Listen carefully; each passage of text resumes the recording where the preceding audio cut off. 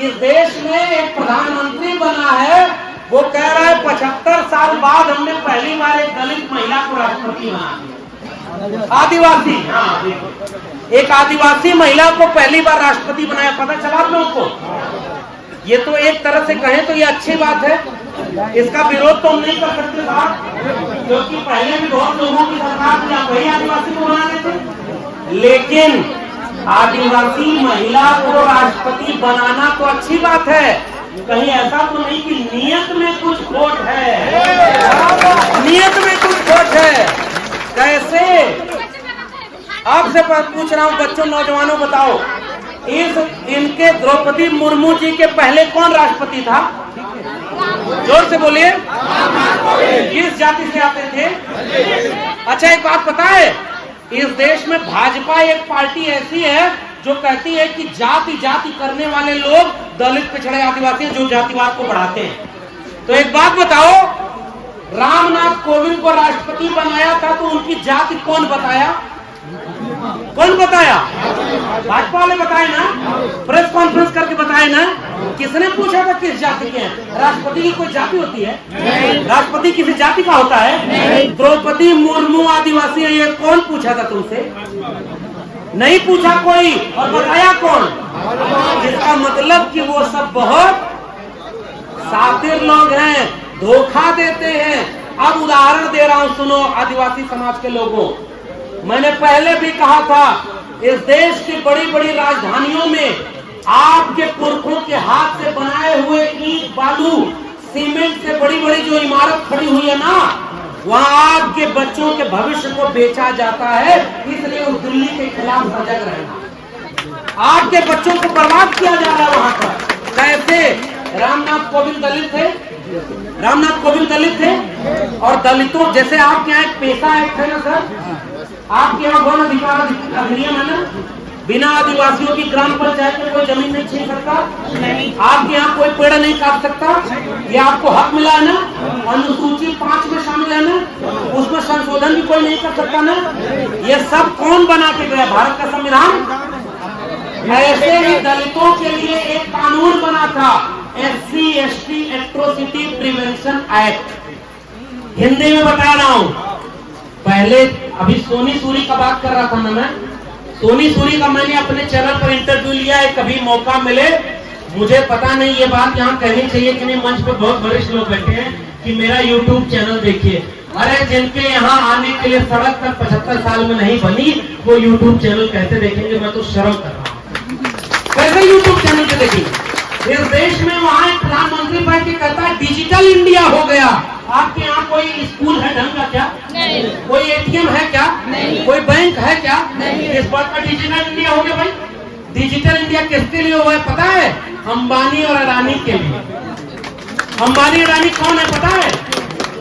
अंबानी और अडानी इस समय भारत के नए नए देवी देवता हैं, उनकी पूजा होती है। और ये जो बड़े बड़े पद पर बैठे लोग हैं ना, थोड़ा छत्तीसगढ़ सरकार के खिलाफ भी बोल दूं क्या? बोलना जरूरी है भाई। तो अब ये छत्तीसगढ़ सरकार वाले भी बताएं कि जो जो कानून आदिवासियों के खिलाफ भाजपा सरकार बनाई थी, क्या कांग्रेस वाले उसको विरोध में बदल दिए क्या? क्या कांग्रेस के काम से संतुष्ट है क्या? अब इसमें यही है, कोई बड़ा दुश्मन है, कोई बड़ा कटार चलाता है और कोई मीठा मीठा बोलकर आपका हाथ मांगता है। अब मेरा सवाल का जवाब दीजिए, जैसे दलितों के ऊपर अन्याय अत्याचार होता था, उनकी बेटियों के साथ बलात्कार होता था, दलित का मतलब समझते हैं ना?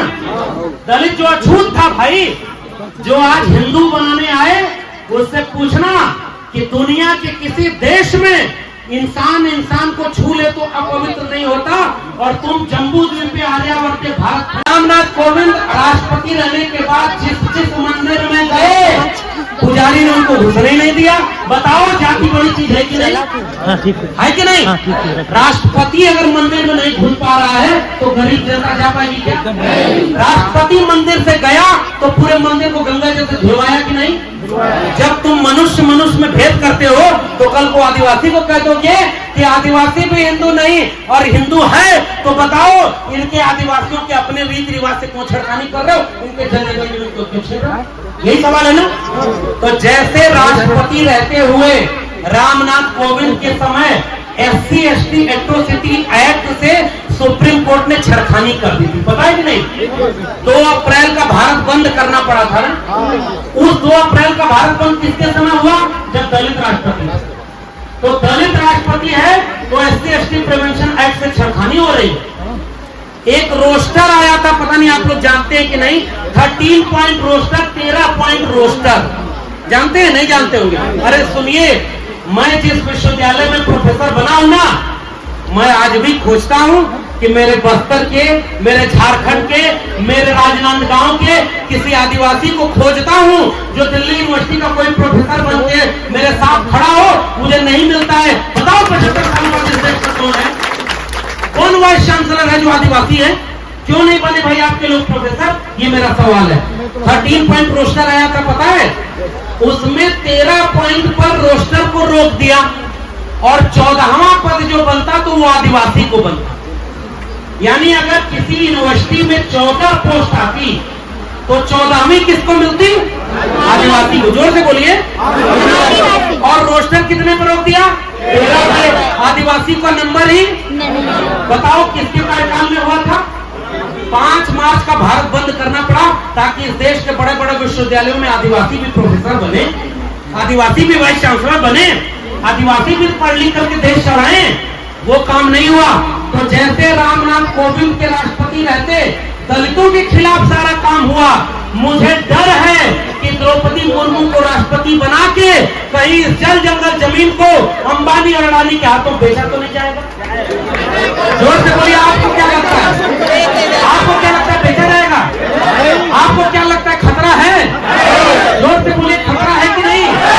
राष्ट्रपति बनने से आपका लाभ नहीं होगा ना? आपका लाभ किसमें है? जल जंगल जमीन का हक पाने। इतना ही मेरी बात है साथियों।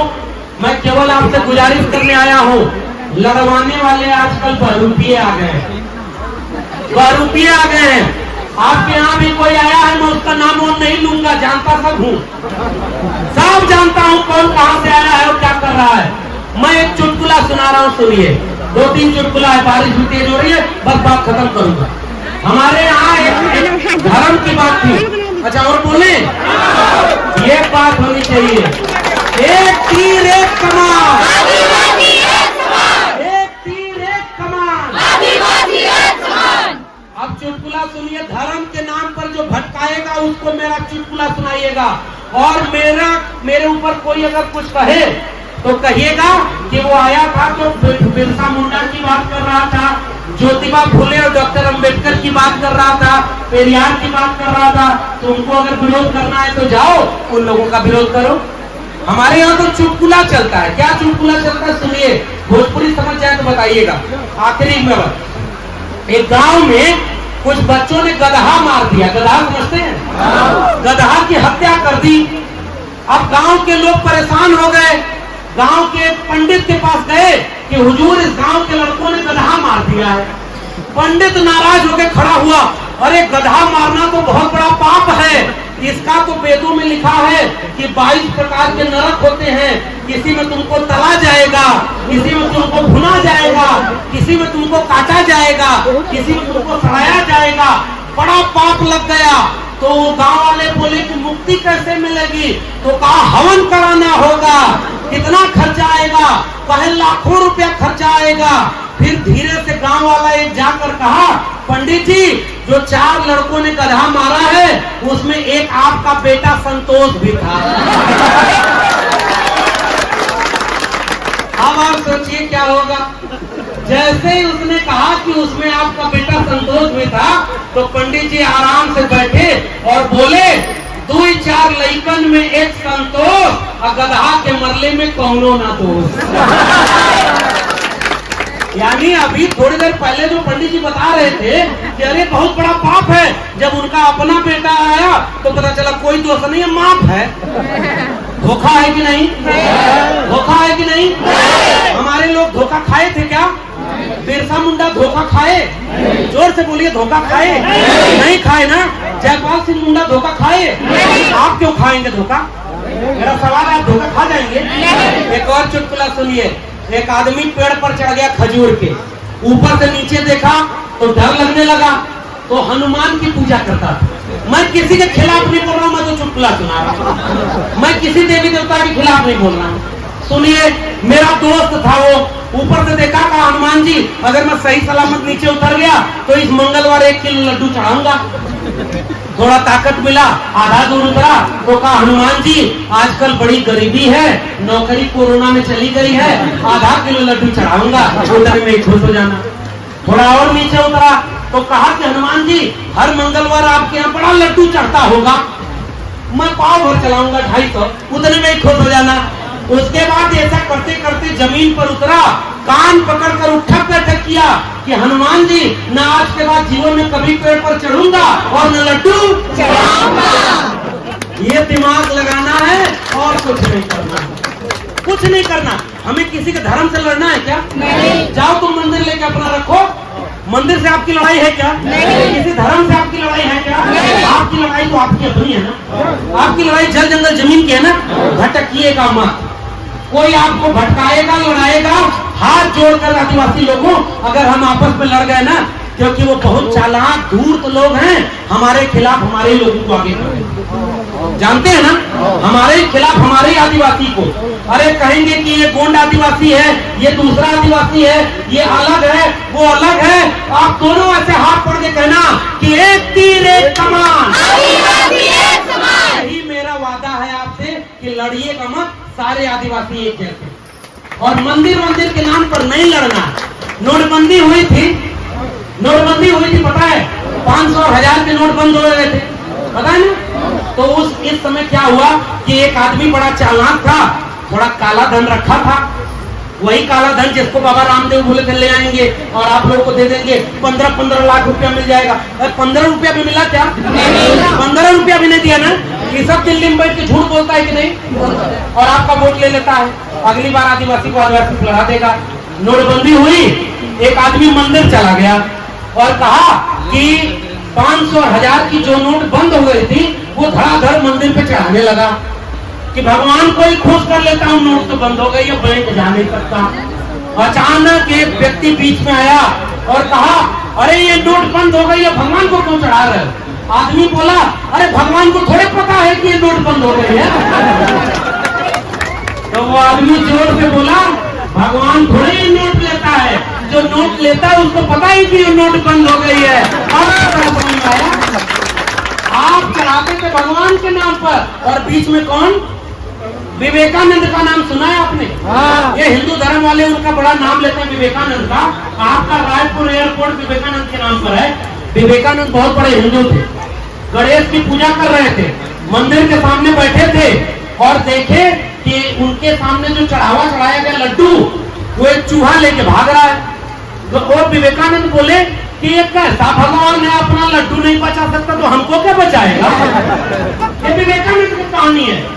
वो धर्म वाले आपको एक दिन आते हैं और कहते हैं कि चलो तुम सब हिंदू हो, चलो मंदिर में पूजा करने, जाओगे क्या? वो धर्म आपका धर्म है क्या? मैं केवल ये गुजारिश करने वाला हूँ, आदिवासियत आपका धर्म, जल जंगल जमीन आपका, इतना ही मेरा आग्रह है। धर्म के नाम पर केवल इसलिए लड़ाया जा रहा है क्योंकि आपकी जल जंगल जमीन नए वाले देवी देवता के हाथों बेच दिया जाए। अंबानी और अडानी के बच्चों को कभी कांवड़ लौटे देखे हैं? कभी कांवड़ ढोना समझते हैं? कांवड़ जल चढ़ाना, जल चढ़ाने जाते हैं।